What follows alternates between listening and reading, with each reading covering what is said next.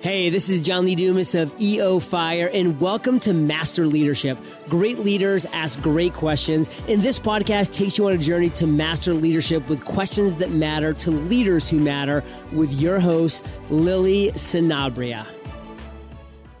Hi, this is Lily, and welcome to Master Leadership Through Crisis series, where we will connect with leaders worldwide to gain insights on important questions to help us navigate through rough waters. If you would like to participate as a guest, or if you have a question that you would like to ask a guest, go to masterleadership.org for more information. Today, we are speaking with Grant Aldrich. After graduating college with an overwhelming amount of debt, he was determined to change how students embark on their college education. Grant has spent his entire career working in startups with nearly 15 years of experience and 2 prior exits to a publicly traded company. He has been a board member and donor to a number of nonprofits, an advisor to many publicly traded companies, and a guest speaker at seminars and graduate school courses. Grant graduated with honors from the University of California, Irvine, with a degree in economics. Welcome, Grant Aldrich. How are you? I'm good, Lily. How are you? I'm great considering all that's happening, but we're so happy to have you on our podcast. Are you ready to pour into our listeners? I am. Thank you for having me, really. Awesome. All right. So, Grant, tell us a bit about your path to leadership and what you're doing now. I'll start actually at the end of that question. I'm on a mission to make college more affordable and accessible for everyone. And that was quite a journey in and of itself to get where I am and to where I'm at now. And so I look at leadership not only as an organization, but also being an example for everyone to follow in terms of innovating and doing the right things. So really my story starts in the fact that in my prior life of what I was doing, I was very unhappy with the mission and what I would get up for work every day to do. I've always been in startups, but I was in this world working pharmaceuticals, kind of in that industry, and there's nothing wrong with that.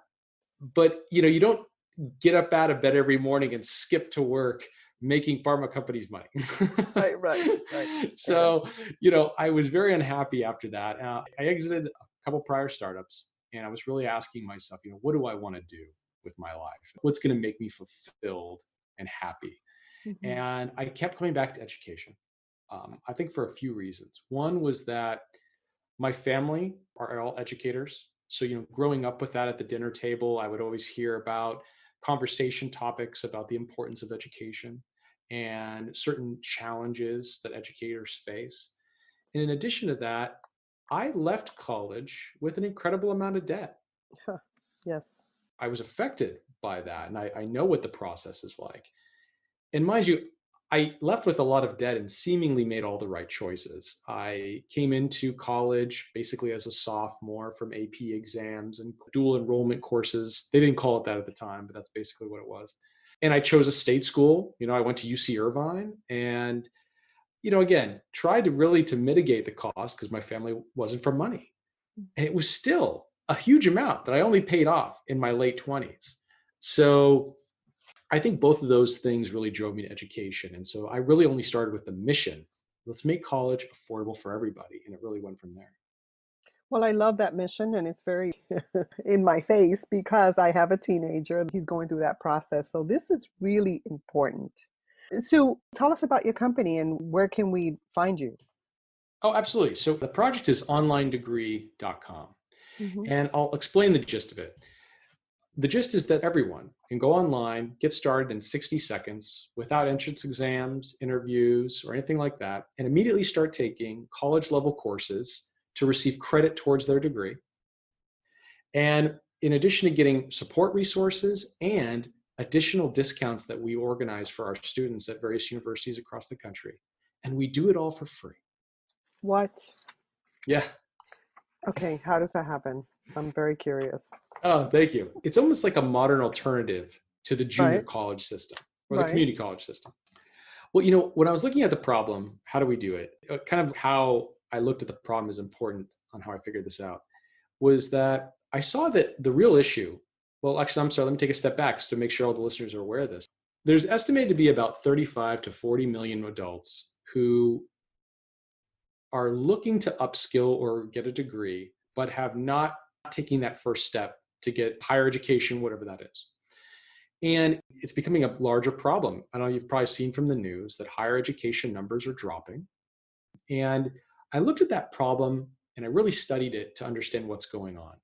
And for me, the way that I look at that is because the problem is fewfold. For a working adult, we have to overcome certain impediments, one of which is cost.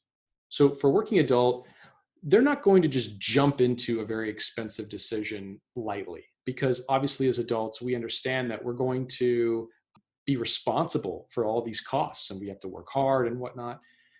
And then there's obviously the physical aspects and the impediments to that. I have a job or I've got responsibilities. I can't leave work 3 times a week to go to a course at 2 p.m. at my local community college. Right.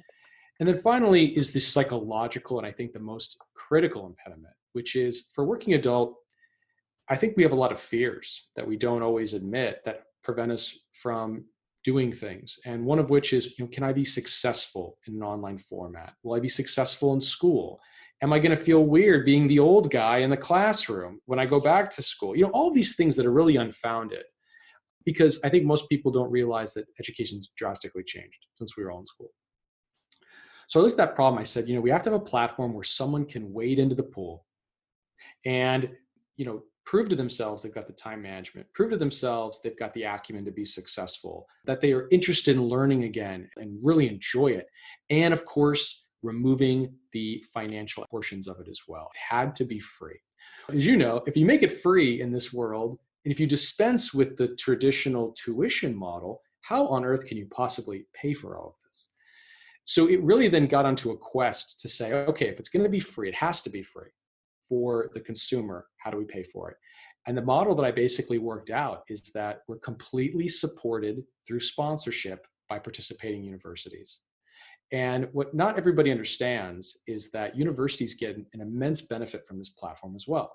So the benefit to the consumer is probably intuitive. They can save an incredible amount of time and money to get back to school. But for the universities, not everyone understands that universities have a big problem as well, in that they need better students. They need students who are going to finish their program, students they don't need to invest as much money in with new acclimation programs to understand how to learn online and whatnot. So we serve a really great purpose in that as students progress through the platform, they're making themselves better candidates for the schools.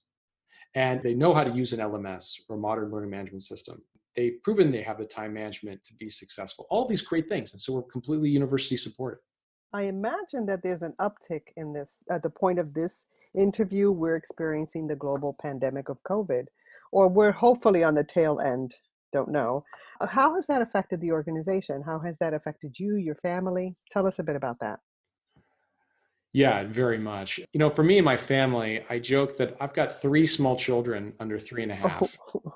Yeah, I know. And there's no twins in there. My wife actually and I knowingly did that. Okay. We love it. But I've been joking that, it was chaotic and sleepless before COVID, and it still is. Mm-hmm.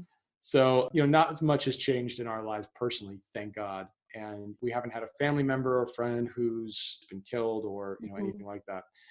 From a professional standpoint, we consistently are breaking traffic records every single day. And I think because now in this time, one of the realities about higher education is that it's countercyclical.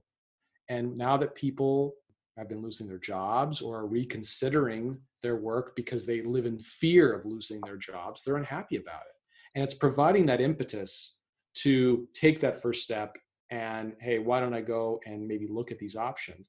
And our platform is really the best way to do that, because rather than saying, I've got to choose and jump into a school right now, I can go in, get my feet wet and start going towards my degree, save a lot of money. And I'm taking that conscious step towards that goal. Perfect. And it's something that people need right now. So thank you so much for that. Now, what advice, resources, or quotes have helped you during this crisis? Well, one thing is that I'm very thankful for the fact that, with so many people who've lost their jobs or whose livelihoods are at risk, that, we aren't seeing that. And the only solace that I take in that is that our organization will help so many of those people be able to get back on their feet or on a new pathway. Yes, for sure. So things have been incredibly busy for us to try to meet the demand and to accommodate students. So we've had to staff up a lot more customer support and all these things. And of course, it's necessitated that I spend a lot more time away from family. And one of the things that the ethos that I live by is I have a letter up on my wall with a photo of my family. And when I approach my day, I'm very big on work and life balance. I always ask myself, is the task or what I'm working on worth it not spending those moments with my family? Which is a dramatic way to frame your day and your time, because it really helps you hone in on the most important things and make sure you're really working on things that are important. Because you've seen this too, as a leader, one of the things that always happens is that you're constantly distracted and lured into all kinds of decisions and projects and pathways and things that eat up your time. And, because you want to be successful and you want to provide good service for, whoever that is, you find the tendency that you go down those rabbit holes. Right. And unfortunately, that's at the detriment of other things in your life. And I just didn't want to do that. And so to stay focused, I always ask myself that. It's one of the greatest things I've actually ever done, is to have that letter, right above my wall. That's pretty wise. Time is important. So we're on the internet a lot, and there are a lot of notifications that come at us as well. And so keeping super focused is very important. So thank you for that. Hey, leaders, stay tuned for the rest of the interview following this brief message. If you want to find, claim, develop, and expand your voice in order to land that job, those clients, or that partner, then Master Your Swag podcast is for you. You don't have to have expert credentials to be featured, and you can select from several plans that can perfectly match your needs. Go to masteryourswag.com and claim your spot as a guest, and be ready to get noticed. That's masteryourswag.com. Now, many use the term lifelong learner. What does that mean to you, and what are you learning right now? I look at that as curiosity and the drive to always be better. Because for me, I consider myself a lifelong learner. And I think the root of that is my curiosity about all kinds of things, and I want to know more. And then two, that I always want to be improving myself. That's how I look at that. And I think if you have those things, or if you don't, a way to perhaps get in the right mindset that you should, is that I really like to think of myself at the very end, right? When you're on your deathbed, right? And this may seem a little dark, I will preface, but when you're on your deathbed and you're thinking, what am I going to be the most happy about? This is a very personal question, of course, that everyone has to ask themselves. But when I ask myself that question, I would love to look back and say, I learned it all. I explored everything. I feel like I really reached enlightenment on all of these things. There was nothing I was ignorant about. Will I get there? I don't know. But that's what I'd like to say to myself. And so that's the way I look at lifelong learning. And it seems like legacy is important to you too.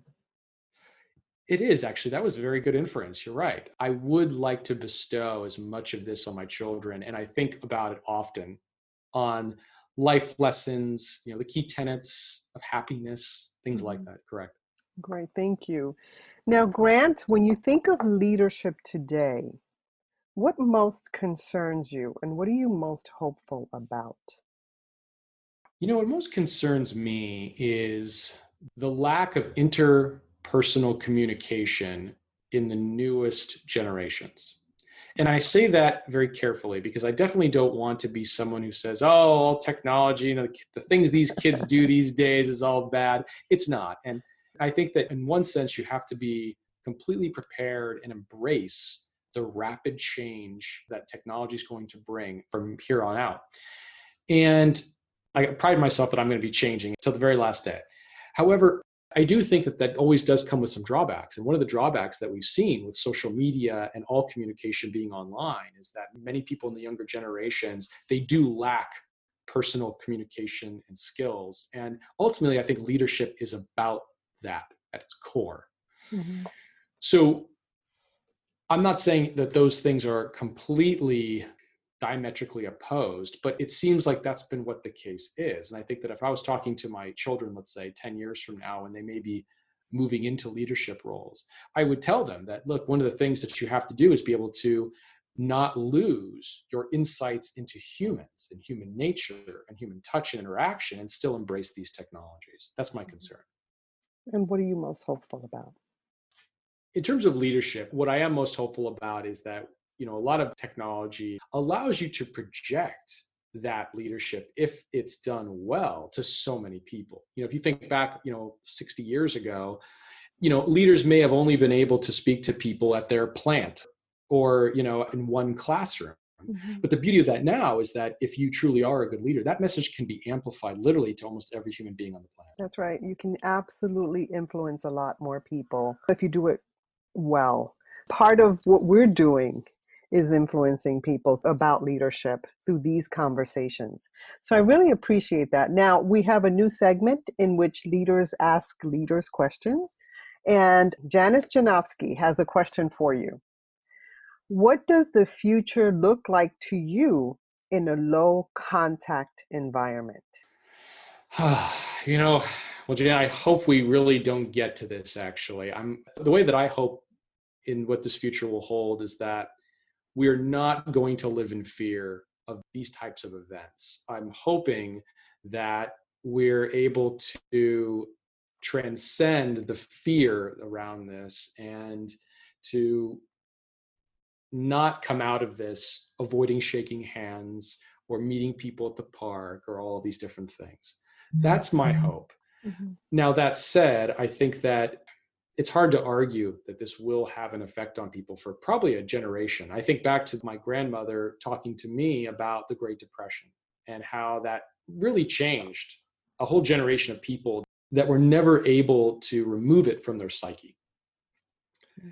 So I think that there are some good things that are going to come out of this. One good thing, of course, is the adoption of online mediums. I think that, right now we're using Zoom, and most people had never used Zoom or video conferencing or all these things. And it's been excellent. And, I use it all the time. I'm really big about remote work, but I think that's one of the good things that'll come after it. Mm-hmm. But I'm still very hopeful that over time, people will begin to hug each other again. Yeah. And we're not only adopting more technology, we're adopting more pets, I hear. That's right. Pretty cool. It's lonesome out there, quarantine. Yes, we are. What is it? Velcro pet owners now. It used to be the other way around. My dog is a Velcro dog where she's just everywhere I am. And now I'm just like, come here, I need to hug you. Yeah, of course. All right. So, Grant, as a listener of this podcast, what is a question that you would like a future leadership guest to respond to? Ooh, that's a good one. What would be some strategies that in decentralizing education that people could employ to be better lifelong learners? In other words, let's say for education as a whole, whether we're talking about education for children or whether we're adults, what are some things that you would ideally want a perfect world that would decentralize information to help people become lifelong learners? That's a big ass question. I know, it is a really big question. I'm just gonna throw that bomb there and there's the poor person that has to answer that question. Oh yeah. Then I would ask, whatever your respective segment of education is, what has been fundamentally wrong the last 100 years and fundamentally wrong the last 5 years? Giving a big picture of what's been wrong up till now, and then what now is immediately the problem. That narrows it down quite a bit. So I appreciate that. So Grant, is there anything else you'd like to share with our listeners? If anyone would like to follow the project, whether or not it could be helpful in their own personal lives, but just to kind of keep up with what we're doing, it's onlinedegree.com.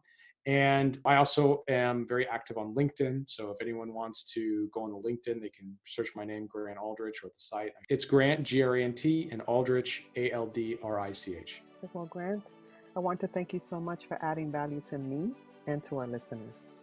Look, thank you very much for having me. It's been an honor to be here. Have a great day. You as well. In closing, here's a quick message. Coaching is the art of influence that underpins leadership in the 21st century. It is the very thing that can get you from being stuck to being extraordinary. So go to masterleadership.org and sign up to get a free coaching session. Until next time, continue to ignite that leader in you.